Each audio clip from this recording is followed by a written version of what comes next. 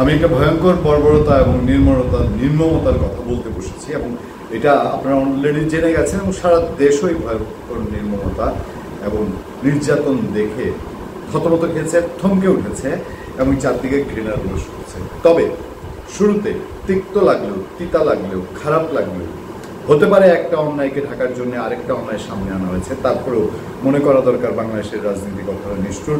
চলুন একটা জায়গায় ছোট করে চুপ বলতে চাই, সোশ্যাল মিডিয়ায় এটাও ঘুরে বেড়াচ্ছে। মূল যে আলোচনায় যাব সে আলোচনা তার চেয়েও ভয়ঙ্কর, কোনো অংশে কম না, কোনোটার চেয়ে কোনোটা কম না, কিন্তু আমাদের এটা দেখে আসা ভালো আমাদের রাজনীতির খারাপ কলুষিত দিকটা আবার সামনে আনার জন্য। চলুন কয়েকটা সেকেন্ড সন্ধানের জন্য বাপরে বারে এই পৃথিবীর ইতিহাসে এরকম কোনো ঘটনা। এই যে একটা আত্মনাদ, এই যে কথাগুলো হচ্ছিল, কথাগুলো বলছিল এই তরুণটা, ভিডিওটা মিথ্যা না, ভিডিওটা এবং এই ধরনের কাহিনী বাংলাদেশে আরো আছে। আমি বিএনপি করি, এটা আমার দোষ। এটা যদি আমার দোষ হয় তাহলে ইনশাআল্লাহ এই বাংলাদেশে আওয়ামী লীগ করাও একদিন দোষ হবে। আমরা সাংবাদিকরা জগন্নাথ বিশ্ববিদ্যালয়ের যেই ঘটনা, সেই বিশ্বজিৎ কি নির্মম, একটা দিনে দুপুরে একটা নিষ্পাপ মানুষকে কীভাবে ভয়ঙ্করভাবে বিশ্বাসের মতো বা বুয়েটের আরবার হত্যাকাণ্ড, আমাদের পূর্ণিয়ার খোঁজে প্রতিটা জায়গায় আপনারা দেখে আসবেন, সেগুলো আমাদের ভয়েস তখন কতটা শক্তিশালী ছিল সেই সব কথা আমাদের মনে পড়ছে আজকের ঘটনায়। বাংলাদেশের ছাত্রলীগ ছাত্রদল এক ধারার এক জায়গায়, এবং শুধুমাত্র ব্যানার আলাদা, চরিত্রে পার্থক্য করা খুব মুশকিল কিনা। দেখেন নাটোরের যে ঘটনা ছাত্রগুলো ঘটিয়েছে, তারা শিক্ষা নেয়নি। তারা যখন বলেছে তাদের উপরে ছাত্রলীগ এই কাণ্ড করেছে, ইতিহাস বলে সেটা আবার ফিরে আসবে, তারা সেটার প্রতিশোধ নিতে গিয়ে ভিন্ন আঙ্গিকে হলো যে ঘটনা ঘটেছে। এরপর কি আবার এখন ছাত্রলীগ হচ্ছে, তারাও আবার ভবিষ্যতে গেলে একই কাণ্ড করবে। আমরা অলরেডি আপনারা জেনে গেছেন নাটোরের ছাত্রলীগের কর্মী, তাও খুব যে ডাকসাইটের নাম যে তার কর্মী তা নয়, ফয়সাল হোসেন নামে আমরা দেখলাম, ফয়সাল হোসেন কদর। সেই ফয়সাল হোসেন কদরকে 7 নম্বর ওয়ার্ড ছাত্র দলের প্রেসিডেন্ট নাইম আর সেক্রেটারি হচ্ছে লিমন, এই দুইজন মিলে একটা ফায়ার সার্ভিস এলাকায় পেয়েছে। পাওয়ার পরে তাকে আইল্যান্ডের উপরে যেমনি ইচ্ছা এমনি তাকে নির্যাতন করেছে। তারপর সেইখান থেকে ধরে অটোরিকশায় তুলেছে। একটা পা শুধু নাই, পাটা বলে দেয় যে কতটা হিংস্রতা পশুত্ব এই দুই সংগঠনের এই শ্রেণীর নেতা কর্মীদের মধ্যে আছে। সেই পায়ের নিচে সেই ছাত্রলীগ নাকি সেইটা বড় কথা নয়, সেও মানুষ, তারও বাবা মা আছে, তারাও চিৎকার করছে। ওই যে ছাত্র দলের যে ছেলেটাকে চিৎকার করছিল তার বাবাকে হত্যা করা হয়েছে তাকে না পেয়ে, সেই একই চিৎকার এই নাটোরের ফয়সালের মুখ দিয়ে বা কদরের মুখ দিয়ে বের হয়েছে। সারা শহর থতমত হয়ে দেখেছে। এবং পাপ যে করেছে এই পাপীরা, লিমন এবং হচ্ছে তার সভাপতি, এই দুজন যে পাপ করেছে নাইম, তারা পাপের পরপরই পালিয়ে গেছে এবং তাদের নামে মামলা হয়েছে। মামলার খবর পত্রিকা থেকে এসছে। কিন্তু দেখেন এই দুই সংগঠনের এই রূপ কতটা ভয়ঙ্কর, কোন জায়গাটায় আমরা আপনাদেরকে মনোযোগ দিতে চাচ্ছি। সেই যে ছাত্রদলের ছেলেটার ভিডিওটা প্রথমে আপনারা দেখলেন, সে বলছে যে একদিন এই ছাত্রদল করা যদি অপরাধ হয়ে থাকে তাহলে একদিন বাংলার মাটিতে ছাত্রলীগ করা অপরাধ হবে। সেই ঘটনাই ঘটেছে। এবং এবার নাটোরের সেই ঘটনার পর ফেসবুকে দেখেন কি কথাগুলো হচ্ছে।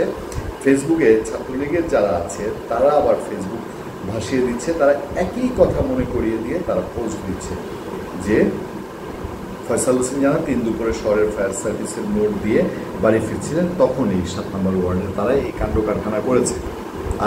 আর রিয়াকশনটা কি? রিয়াকশনটা ওই ছাত্র দলের সেই বাবা হারানো ছেলেটা যে রিয়াকশন করেছিল সেটাই কাছাকাছি। ঘটনার পরপরই একটি ভিডিও সোশ্যাল মিডিয়ায় পোস্ট করেন দস্তগীর ইসলাম নামের এক তরুণ। সেখানে তিনি নিজেকে মুজিব সেনা পরিচয় লিখেছেন। এই বর্বরতা কি ভুলে যাব আমরা? কখনোই না, বহুগুণে ফিরিয়ে দেব। নাটোর পৌর ছাত্রলীগের সক্রিয় কর্মী কদরের উপর এই বর্বরতার বিচার একদিন নাটোরের মাটিতেই করবো ইনশাআল্লাহ। মানে ছাত্রদলের ওই ছেলেটার যে আত্মনাদ ছিল, যেই প্রতিহিংসা, যে প্রতিশোধ করাটা ছিল, সেটা আবার ছাত্রদল গোপন করে দিল ছাত্রলীগের ভিতরে। আমাদের কথা হচ্ছে এই জায়গায়। এবং এখন মামলা হয়েছে, গ্রেফতার নেই। আচ্ছা, ওসি সাহেব বলছেন, দেখলাম ভিডিওতে, যে এটা কোনো অভিযোগ হয়নি, কোনো মামলা হয়নি। সুতরাং আচ্ছা, মামলা অভিযোগ ছাড়া সমাজে এই ধরনের একটা কাণ্ড আপনার ভালো মতো দেখলে আপনি আপনার শত্রুকে যাকে দোষে করবেন বা ছাত্রলীগ ধরে আপনি ছাত্রদল না, আপনি সাধারণ একজন মানুষ হিসেবে ছাত্রলীগ করা অন্যায়, নিষিদ্ধ ঘোষিত সংগঠন, আপনি এভাবে অটোতে করে একটা জায়গায় ঘুরান করুন, পুলিশ আসবে না, পড়বে না, তাই সে কি ওয়েট করবে মামলা হয়েছে কি হয়নি? আচ্ছা, এবার মামলা হয়েছে, মামলা ধরার ক্ষেত্রে, আসামি ধরার ক্ষেত্রে আসলে আমি আপনাদের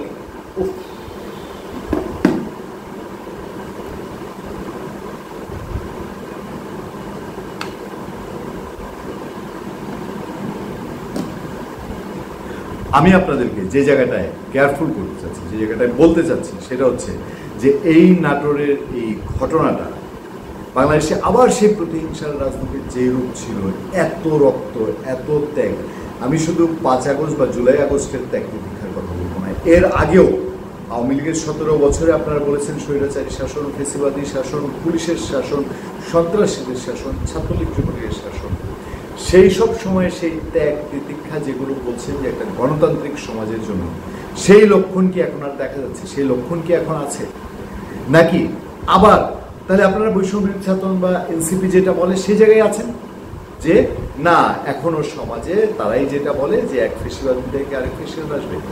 আমরা ভূমিকা দেখতে চাচ্ছি বাংলাদেশ জাতীয়তাবাদী দল বিএনপি, আমরা ভূমিকা দেখতে চাচ্ছি বাংলাদেশ জাতীয়তাবাদী ছাত্রদলের একজন কর্মী পারভেজ প্রাইম ইউনিভার্সিটির ছাত্র, তিনি নিহত হয়েছেন ছাত্রদল ব্যস্ত ঢাকা শহরে, ঢাকার এই পরিস্থিতি নিয়ে তাদের সঙ্গে এখন রেশারেশি বৈষম্য বিরোধী ছাত্র আন্দোলনের।